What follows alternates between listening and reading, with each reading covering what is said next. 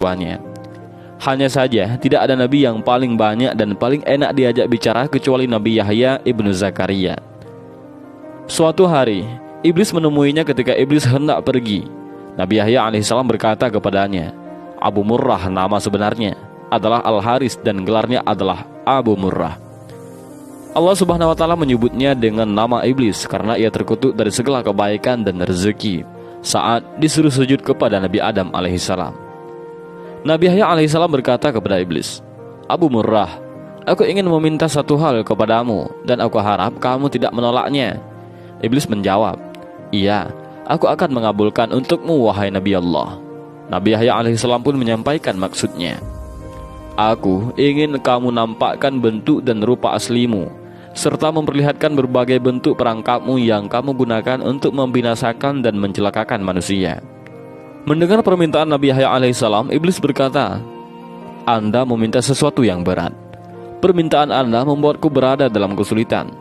Namun, aku tidak bisa menolak permintaan Anda. Hanya saja aku berharap jangan sampai ada orang lain bersama Anda yang melihatku.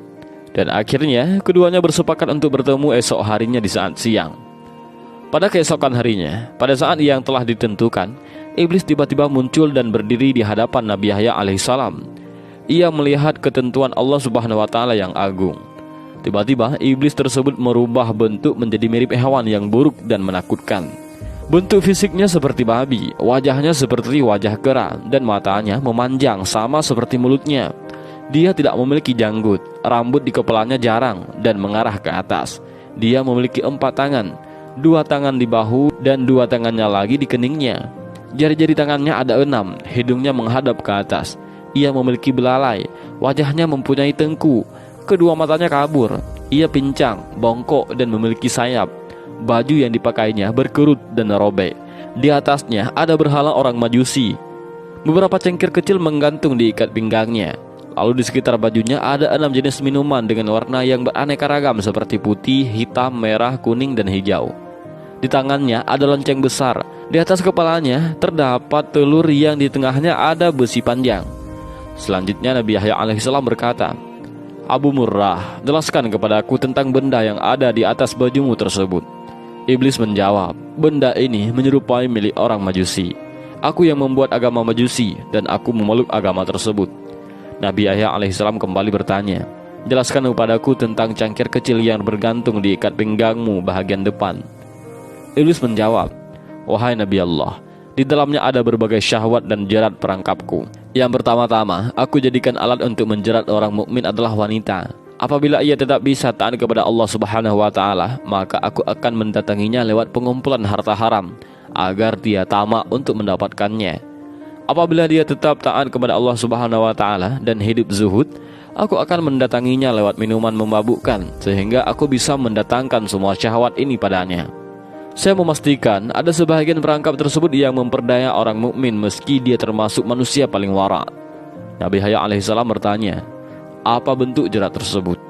Iblis menjawab, wahai Nabi Allah, jerat tersebut berupa berbagai bentuk aksesoris dan perhiasan wanita. Salah satu dari aksesoris dan perhiasan tersebut selalu mewarnai baju wanita, sehingga sesuai dengan wanita yang memakainya. Para lelaki pun akan terpikat melihat perhiasan yang melekat pada wanita tersebut. Nabi Yahya alaihissalam bertanya, apa lonceng yang ada di tanganmu tersebut? Iblis menjawab, wahai Nabi Allah, ini adalah kumpulan sumber dari alat musik, seperti kecapi, rebab, suling, gendang, rebana, dan berbagai jenis alat musik-musik yang ada di tengah-tengah masyarakat. Mereka berkumpul di pesta kemaksiatan dengan membawa salah satu alat musik tersebut. Lalu mereka bernyanyi, bersenang-senang, dan memainkan musik. Setiap kali melihat hal tersebut, aku segera memainkan lonceng ini, sehingga suaranya bercampur dengan suara musik mereka. Dengan begitu, mereka bertambah senang dan bertambah semangat dalam bermusik. Ketika mendengarnya, ada di antara mereka yang mengeluarkan telunjuknya, ada pula di antara mereka yang menghentakkan kepalanya, dan ada pula yang bertepuk tangan.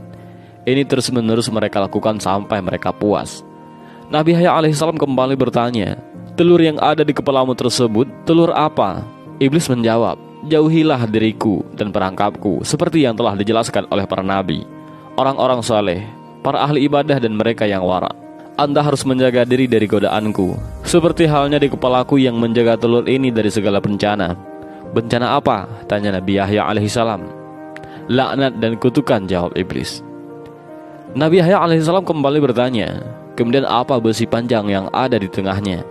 Iblis menjawab, besi panjang adalah alat yang aku pakai untuk membolak-balikkan hati orang saleh.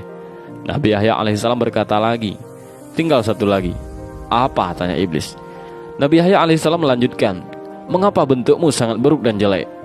Iblis menjawab, wahai Nabi Allah, ini karena nenek moyang Anda, Nabi Adam alaihissalam.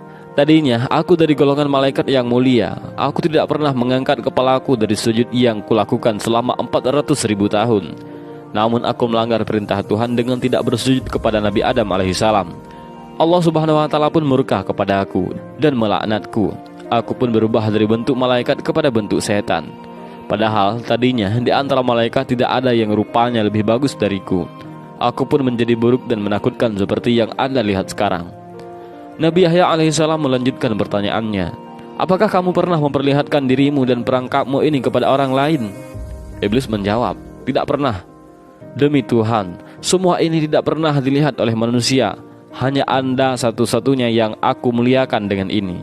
Nabi Yahya alaihissalam pun berkata, sungguh beruntung aku jika kamu mau menjawab dua pertanyaanku, yang satu umum dan yang satu lagi bersifat khusus.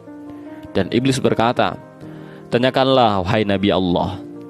Nabi Yahya alaihissalam bertanya, terangkanlah kepadaku sesuatu yang paling menjadi harapanmu, yang paling menguatkan punggungmu, yang paling menghibur juru tulismu, yang paling menyenangkan matamu, dan yang paling mengembirakan hatimu.